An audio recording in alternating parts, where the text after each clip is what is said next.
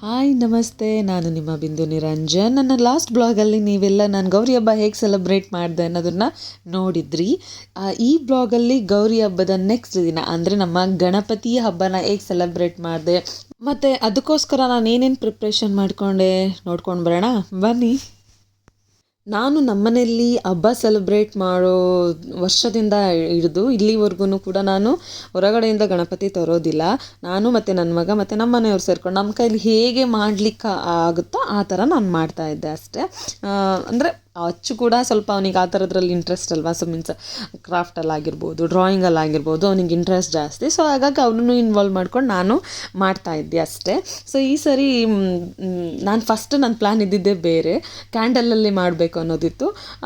But ಅದನ್ನು ಮಾಡಲಿಕ್ಕೆ ಬೇಡ ಅಂತ ಅಂದ್ಕೊಂಡು ನಾವು ಇಲ್ಲಿ ಮಣ್ಣು ತರಿಸ್ಕೊಂಡಿದ್ದೀವಿ. ಮಣ್ಣು ಜೊತೆಗೆ ಒಂದು ಮೋಲ್ಡ್ ಕೂಡ ಬರುತ್ತೆ.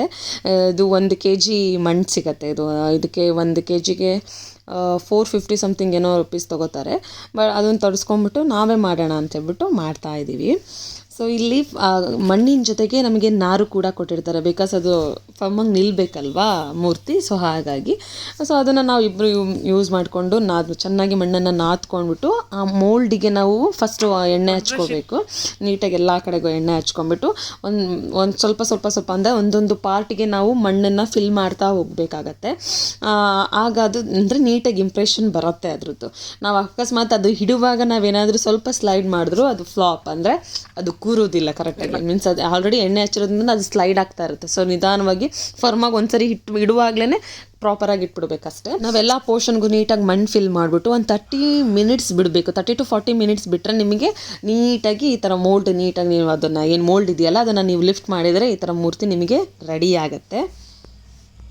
ಆಮೇಲೆ ನೀವು ಇದಕ್ಕೆ ಪೇಂಟ್ ಮಾಡ್ಕೋಬೋದು. ಬಟ್ ಪೇಂಟ್ ಮಾಡೋ ತಕ್ಷಣ ಮಾಡೋ ಹಾಗಿಲ್ಲ, ನೀವು 1 day ಬಿಡಬೇಕಾಗತ್ತೆ. ಬಿಟ್ಟ ಮೇಲೆ ಅದು ಪೂರ ಡ್ರೈ ಆದಮೇಲೆ ನೀವು ಪೇಂಟ್ ಮಾಡಬೇಕು. ಸೊ ನಾನು ಕೂಡ ಮಾರನೇ ದಿನ ಪೇಂಟ್ ಮಾಡಿದ್ದು. ಅವತ್ತು ಮಾಡಿದ ದಿನ ನಾನು ಮಾಡೋಕೆ ಹೋಗಲಿಲ್ಲ, ಅಂದರೆ ನಾನು ಮಾಡ್ಕೊಂಡಿದ್ದು ಗೌರಿ ಹಬ್ಬದ ದಿನ. ಸೊ ಹಾಗಾಗಿ ಅದು ಪ್ರಿಪ್ರೇಷನ್ಸ್ ಮುಗಿಸ್ಕೊಂಡ್ಮೇಲೆ ನಾನಿಲ್ಲಿ ಕಜ್ಜಿಕಾಯಿ ಮತ್ತು ಲಾಡು ಮಾಡಲಿಕ್ಕೆ ಸ್ಟಾರ್ಟ್ ಮಾಡಿಕೊಂಡೆ. ಬಿಕಾಸ್ ನಾನು ಬೇರೆ ಹಿಂದಿನ ದಿನ ನಾನು ಮಾಡ್ಕೊಂಡಿರಲಿಲ್ಲ ಹಾಗಾಗಿ.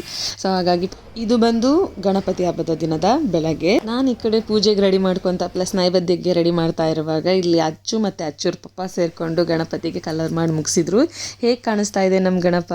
ನಾನು ನಮ್ಮ ಗಣಪನ 108 ಹೆಸರುಗಳನ್ನು ಹೇಳಕ್ಕೆ ಇಷ್ಟಪಡ್ತೀನಿ. ಮೊದಲನೆಯದಾಗಿ ಗಜಾನನ, ಗಣಾಧ್ಯಕ್ಷ, ವಿಘ್ನರಾಜ, ವಿನಾಯಕ, ದ್ವೈಮಾತುರ, ದ್ವಿಮುಖ, ಪ್ರಮುಖ, ಸುಮುಖ, ಕೃತಿ, ಸುಪ್ರದೀಪ, ಸುಖನಿಧಿ, ಸುರಾಧ್ಯಕ್ಷಾಯ, ಸುರರಿಘ್ನ, ಮಹಾಗಣಪತಿ, ಮಾನ್ಯ, ಮಹಾಕಾಳ, ಮಹಾಬಲ, ಹೇರಂಬ, ಲಂಬಜಾತರ, ಋಸ್ತ್ವಗ್ರೀವ, ಮಹೋದರ, ಮದೋತ್ಕಟ, ಮಹಾವೀರ, ಮಂತ್ರೇಣಿ, ಮಂಗಲಸ್ವರ, ಪ್ರಮದ, ಪ್ರಥಮ, ಪ್ರಜ್ಞ, ವಿನಾಶಕ, ವಿಘ್ನಹರ್ತ, ವಿಶ್ವನೇತ್ರೆ, ವಿರಾಟ್ವತಿ, ಶ್ರೀಪತಿ, ವಾಕ್ವತಿ, ಶೃಂಗಾರಿಣ, ಶ್ರೀವತ್ಸಲ, ಶಿವಪ್ರಿಯ, ಶೀಘ್ರಕಾರಿಣ, ಶಾಶ್ವತ, ಬಾಲ, ಫಲೋತ್ತಿತಾಯ, ಭವತ್ಮಜಯ, ಪುರಾಣಪುರುಷ, ಪುಷ್ಣೆ, ಪುಷ್ಪರುತಿಕ್ತವಾರಣೆ, ಅಗ್ರಗಣಾಯ, ಅಗ್ರಪೂಜ್ಯ, ಅಗ್ರಗಾಮಿನ, ಮಂತ್ರಕೃತ್ಯೆ, ಚಾಮಿಕರಪ್ರಭಾಯ, ಸರ್ವಾಯ, ಸರ್ವೋಪಸ್ಯಾಯ, ಸರ್ವಕೃತ್ಯ, ಸರ್ವನೇತ್ರೆ, ಸರ್ವಸಿದ್ಧಿಪ್ರದಾಯ,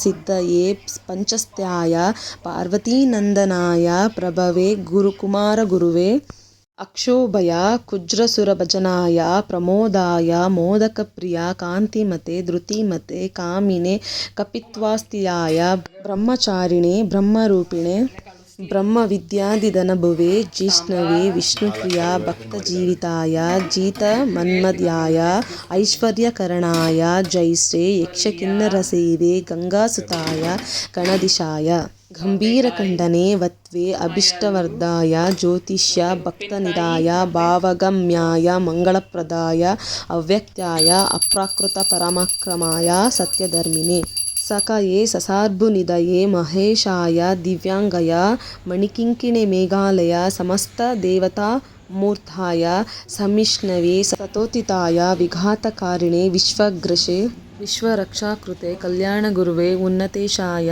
ಅಪರಾಚಿತೆ, ಸಮಸ್ತ ಜಗದಾಧರಾಯ, ಸರ್ವೈಶ್ವರ್ಯಪ್ರದಾಯ, ಅಕ್ರಾಂತಚಿತ ಚಿತ್ರಭವೆ, ಶ್ರೀ ವಿಘ್ನೇಶ್ವರಾಯ. ಬೆಳಗ್ಗೆ ನಾಗರ ಪೂಜೆ ಕೂಡ ಮಾಡ್ಕೊಂಡು ಬಂದ್ವಿ. ಸೊ ಅದಾದ್ಮೇಲೆ ಸಂಜೆ ಇನ್ನೇನು ಗೌರಮ್ಮನ್ ಮತ್ತೆ ಗಣಪತಿ ಕೇಳ್ಕೊಂಡು ಕ್ಲೀನಾಗೆ ನನ್ನ ಮಗನಿಗೆ ಆಲ್ರೆಡಿ ಬಿಡೋ ಮನಸ್ಸಿರಲಿಲ್ಲ. ಯಾಕೆ ಅಂದರೆ ಇನ್ನೂ ಸ್ವಲ್ಪ ದಿನ ಇಟ್ಕೋಬೇಕು ಅನ್ನೋದಿತ್ತು. ಅಮ್ಮ ಬೆಳಗ್ಗೆ ಏನು ತಂದಿದ್ದೀವಿ ಹಾಲೇ ಬಿಡಬೇಕಾ ಅಂತ ಕೇಳ್ತಾ ಇದ್ದ. ಸೊ ಬಟ್ ಏನೂ ಮಾಡೋಕ್ಕಾಗಲ್ಲ ಅಲ್ವಾ. ನಾವು ಹೀಗೆ ಒಂದು ಟಬ್ಬಲ್ಲಿ ನೀರಿಟ್ಬಿಟ್ಟು ಟಬ್ಬಲ್ಲೇ ನಾವು ಗಣೇಶ ಮತ್ತು ಗೌರಮ್ಮನ ವಿಸರ್ಜನೆ ಮಾಡ್ತೀವಿ.